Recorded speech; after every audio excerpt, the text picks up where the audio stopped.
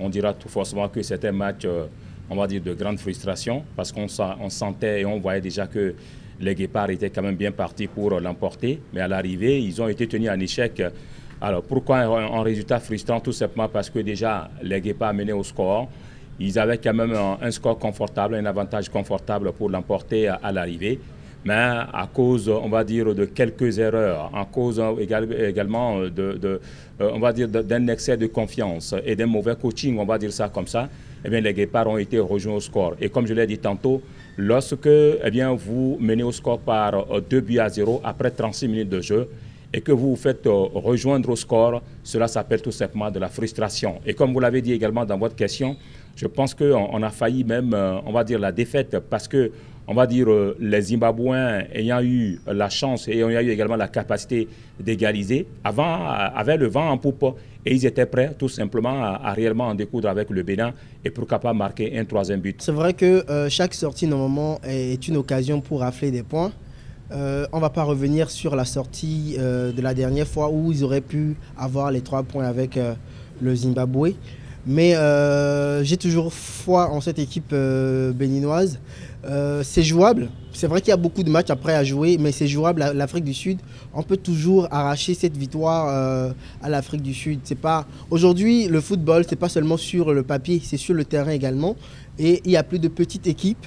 Il n'y a pas une équipe qu'il faut sous-estimer ou surestimer. Et c'est par la volonté, la détermination des nôtres qu'on va pouvoir faire la différence sur le terrain. Le match nul, c'était un match nul avec beaucoup de regrets.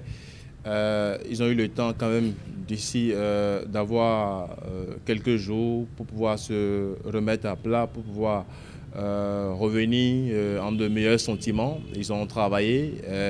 J'espère que le coach a eu le temps de corriger quelques imperfections lors de ce match-là et de régler quelques soucis, surtout au niveau de la défense où il y a eu beaucoup de relâchement, également au milieu de terrain où quand même on a constaté beaucoup de lassitude au niveau de ce milieu de terrain-là. En attaque, ça c'était pas trop bien non plus. Donc, beaucoup de compartiments à corriger, un peu de jour. L'équipe d'Afrique du Sud, c'est pas une équipe qu'il faut craindre. Oui, sur certains points, à l'attaque aussi par exemple, mais nous aussi, c'est ce qui nous manque peut-être un attaquant qui puisse faire la différence au moment opportun, quand il le faut. Mais je crois quand même qu'avec un peu de détermination et surtout de travail, l'esprit de cohésion d'équipe, comme on l'a toujours fait, on peut toujours arriver à battre l'Afrique du Sud.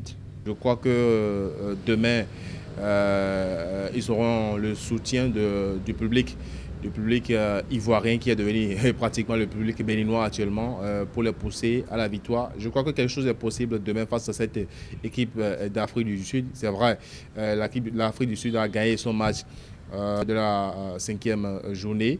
Je crois qu'il faut forcément miser sur nos valeurs, les valeurs de l'équipe nationale du Bénin actuelle. C'est le collectif. On n'a pas de nos ronflants aujourd'hui pour dire bon voilà, c'est celui-là qui peut porter l'équipe. On n'en a pas. On compte sur un collectif. Si réellement demain ce collectif est bien huilé, cet effectif-là, il joue les uns pour les autres. S'ils donnent le meilleur d'eux-mêmes, je crois qu'on va avoir quand même des résultats, sinon un résultat probant, pourquoi pas une victoire béninoise. Les données ne sont plus les mêmes. L'Afrique du Sud qui est en tête du groupe va vouloir, on va dire, renforcer son capital de points et conserver également sa place de première équipe en tête donc, de ce groupe.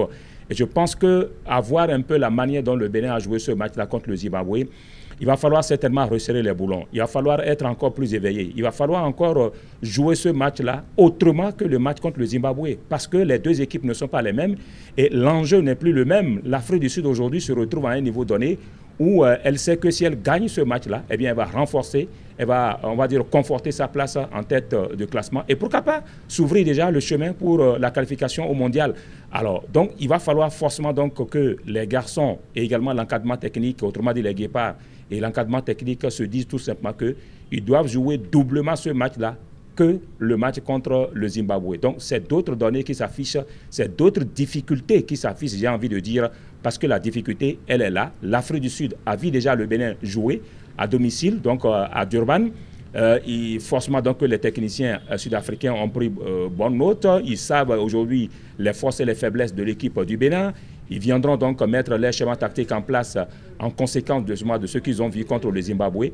Donc l'Afrique du Sud, moi je dis, est favori dans cette rencontre. Il va falloir faire beaucoup attention pour justement ne pas se mordre le petit doigt.